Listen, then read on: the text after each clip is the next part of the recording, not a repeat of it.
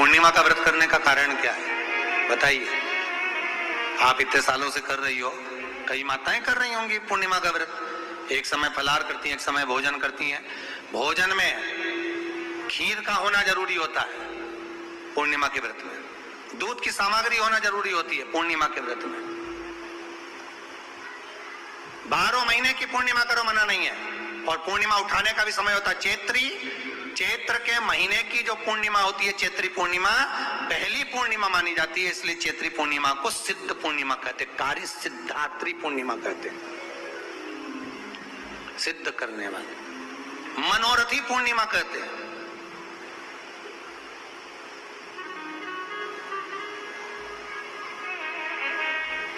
मनोरथी पूर्णिमा। इसलिए पूर्णिमा का व्रत कहां से उठाया जाता है? चैत्र के महीने की पूर्णिमा से पूर्णिमा का व्रत उठाया जाता है कि मैं महीने की पूर्णिमा करूंगी तो चैत्र पूर्णिमा से उसको उठा लिया जाता है। और उसका एक नियम रहता है, आप फलाहार करें अपनी जगह पर एक समय भोजन कर रहे हैं अपनी जगह पर, भोजन के साथ में मीठे के साथ थोड़ा दूध की सामग्री होना जरूरी होती है। और क्यों करते हैं पूर्णिमा का व्रत, किस लिए किया जाता है, क्यों करा जाता है, उसका व्याख्यान वर्णन शिव महापुराण के अंतर्गत स्कंद पुराण में लिखा गया। स्कंद पुराण में वर्णन किया है श्री वेद व्यास जी महाराज ने। कहा ये पूर्णिमा का व्रत इसलिए किया जाता है कि व्यक्ति का जब मन गलत भ्रम में जाने लगता है, मन जब गलत जगह पर जाने लगता है, तो ये मन को गलत जगह पर ले जाने वाला कौन होता है? तो कहा ये चंद्र होता है। व्यक्ति की राशि के अंतर्गत, व्यक्ति की पत्रिका के अंतर्गत, व्यक्ति की ग्रह दशा के अंतर्गत जब चंद्र बेकार चलता है तो व्यक्ति अच्छा करते करते भी बेकार करने लग जाता है। चंद्र डोल रहा है। कई माताएं कहती हैं गुरुजी हमारे बेटे को आशीर्वाद दीजिए, बहुत गलत संगत में जा रहा है, मतलब समझ जाना कि चंद्र गड़बड़ जा रहा है। बेटी अगर गलत मार्ग पर जा रही है, बेटी अगर गलत संगत में जा रही है, किसी अन्य व्यक्ति को आकर्षित हो, चंद्र गड़बड़ हो रहा है, उसका चंद्र कहीं जा रहा है। कोई पुरुष, कोई लड़का, कोई गलत मार्ग पर जा रहा है, चंद्र गड़बड़ हो रहा है। घर में जो क्लेश उत्पन्न होता है, घर में जो विवाद उत्पन्न होता है, उस विवाद को रोकने के लिए केवल चंद्र की, इसलिए तो पूर्णिमा घर की नारियां, हमारे हिंदू धर्म में यहां तक स्कंद पुराण में कह दिया कि प्रत्येक पूर्णिमा, आप लोग कभी आप लोगों ने सत्यनारायण जी की कथा कर भाई, जितने लोग आस्था चैनल पर कथा सुन रहे हैं, जितने लोग फेसबुक यूट्यूब पर कथा सुन रहे हैं, यूट्यूब पर कथा का श्रवण कर रहे हैं, उन्होंने कभी सत्यनारायण की कथा कर होगी। तो उसमें लिखा है हर कार्तिक, हर पूर्णिमा को, हर संक्रांति को ब्राह्मण सत्यनारायण भगवान की कथा या राजा या वैश्य कथा को कराता था, या बढ़िया कथा कराता। सुनी कि नहीं सुनी बात? सत्यनारायण भगवान की कथा में लिखा है, स्कंद पुराण के अंतर्गत जो सत्यनारायण भगवान की कथा का स्मरण किया उसमें लिखा है। श्री शिवाय नमस्तुभ्यं। पूर्णिमा के दिन चावल का एक आखा दाना जानते हो? पूरा खंडित चावल नहीं, कितना चावल? एक दाना चावल का शंकर भगवान के शिवलिंग पर समर्पित करिए। एक बेलपत्र जिसका डंडी का मुख अपनी ओर हो, जहां से चावल चढ़ाया है, उस चावल के ऊपर अपनी कामना कर रख दीजिए और चंद्रमौली भगवान का स्मरण करिए। कौन से भगवान? शंकर भगवान का सर्वश्रेष्ठ सुंदर नाम है चंद्रमौली।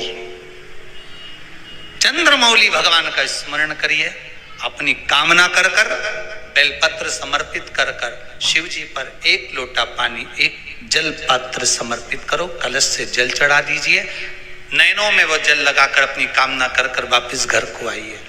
अगली पूर्णिमा आएगी, जो कामना करी है मेरा चंद्रमौली भोलेनाथ उसे पूर्ण कर ही देगा। जिसके शरीर पर सफेद दाग पड़ गए हो, चर्म रोग हो गया हो, चमड़ी सफेद पड़ गई हो, पूर्णिमा के दिन गाय जब अपने बछड़े को दूध पिलाए, उस बछड़े का मुख में जो फेन आए उसको निकाल लीजिए। पूर्णिमा की रात्रि को 12 बजे शरीर में जहां जहां पर सफेद दाग पड़ गए हो, चमड़ी सफेद हो गई हो, उस जगह पर लगा लीजिए। चंद्रमा की रोशनी में कम से कम आधा घंटा बैठ जाइए और बैठने के बाद में उसके बाद में फिर स्नान कर लीजिए। 2 या 3 पूर्णिमा उस फेन का प्रयोग कर देखिए, चमड़ी अपने असली रंग में आना प्रारंभ हो जाती है। महाराज माता गौ माता के दूध में, और बछड़ा जब दूध पान करता है, पीता है, उसमें जो बल उत्पन्न होता है, वो बल की परिभाषा कहीं वर्णित नहीं हो सकती, उसका सुख ही दूसरा। आप उसको अपने जीवन में उतार सकते हैं। स्कंद पुराण कहती है जिस व्यक्ति पर कर्जा बहुत ज्यादा मात्रा में हो जाता है और कर्जा चूकता नहीं है, आप बहुत प्रयास कर लिए, करोड़ों रुपए का कर्जा हो गया, यहाँ से लिया वहां दिया, वहां से उठाया वहां दिया, वहां से उठाया वहां दिया। तो निवेदन है, कभी मौका लगे कर्जा मुक्ति के लिए सारे वृक्षों में अगर कोई श्रेष्ठ वृक्ष माना गया है तो वो बट का वृक्ष माना गया महाराज। इसलिए प्रशासनिक कार्य के लिए, मानसिक टेंशन में, परेशानियों में बटकेश्वर महादेव का स्मरण किया जाता है। और यदि निवेदन करूंगा, बहुत ज्यादा यदि आपको कर्जा हो गया है, बहुत ज्यादा कर्जा हो गया और वो कर्जा चूक ही नहीं रहा, तो थोड़े दिन बड़ के पेड़ के नीचे आप बटकेश्वर महादेव के लिए 1 लोटा पानी, उसमें थोड़ा सा पिसा हुआ चावल पीस के गला लेना, चावल को और पीस लेना, पीस के उस पानी में मिला लेना और मिलाकर उसमें थोड़ी सी हल्दी पिसी हुई डालकर बटकेश्वर महादेव के नाम से बड़ के पेड़ के नीचे अपनी कामना कर कर जो कर्जा हुआ है उस कर्जे का भान देते हुए, स्मरण देते हुए छोड़ दीजिए महाराज। 2 या 3 सोमवार एक ही जगह पर करना, 3 सोमवार बाद वहीं से बड़ के पेड़ की थोड़ी सी जड़ उठा लाना और उस जड़ को एक कोई धागे में बांधकर या तो अपनी गले में डाल लो या अपनी जेब में पटक लो, उसको थोड़े दिन पटक कर रखना, लगभग 2 से 3 महीना पटक कर रखो।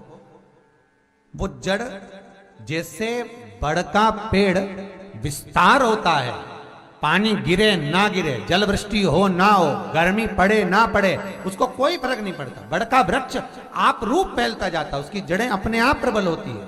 उसी तरह ये बटकेश्वर महादेव कहीं से भी अगर जड़ आपके पास में रखी है 1 महीना, 2 महीना, 3 महीना तक, तो ये जड़ अपने आप लक्ष्मी को पकड़कर खींच कर लाती है और कर्जे से मुक्त कर देती।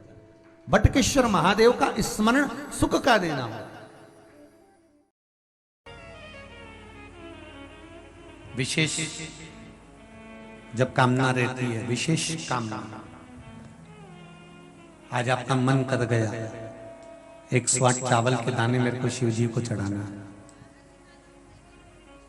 108 चावल के दाने मुझे शंकर भगवान को चढ़ाना। विशेष आज आपके मन में कोई मनोरथ बड़ा है, कोई कामना बड़ी है और बाबा से आपने विनती करी कि मेरा ये कार्य अटक रहा है, आप पूरा करोगे, मुझे विश्वास है। 108 चावल के दाने चढ़ाना है।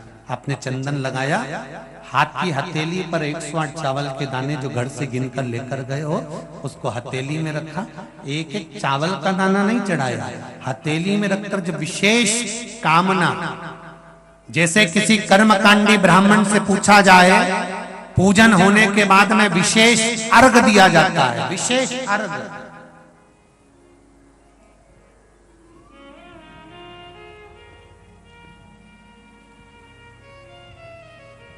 उसी तरह विशेष कामना के लिए बटकेश्वर महादेव, फिर से बोलो बटकेश्वर महादेव। एक बात याद रखना, अगर हमारे व्यापार नहीं चल रहा हो, दुकान धंधा पानी नहीं चल रहा हो, दुकान पर 24 घंटे बैठो तो व्यापार नहीं होता, घर में लक्ष्मी नहीं टिक रही हो, पैसा नहीं आ रहा हो, तो बड़ के पेड़ के नीचे, पीपल के पत्ते के ऊपर, बड़ के पेड़ के नीचे की मिट्टी को गीला कर कर पीपल के पान पर, पीपल के पत्ते पर एक शंकर जी के शिवलिंग का निर्माण करो।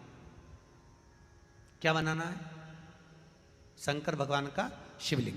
शिवलिंग बनाकर उसकी बटकेश्वर महादेव के नाम से पूजन करो। 7 बार कच्चा दही चढ़ा दीजिए। उस दही को थोड़ा सा चम्मच में उठा लीजिए।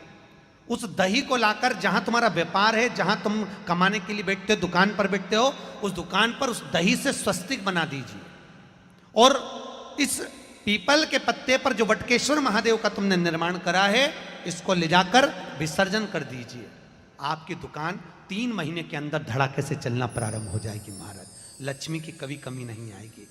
अगर आपको ये वीडियो अच्छी लगी हो तो मेरे चैनल शिव भक्ति को लाइक करें, सब्सक्राइब करें और शेयर करें, ताकि हमारे जितने भी शिव भक्त हैं उन पे शिव जी की पूर्ण कृपा बनी रहे। हर हर शंभू।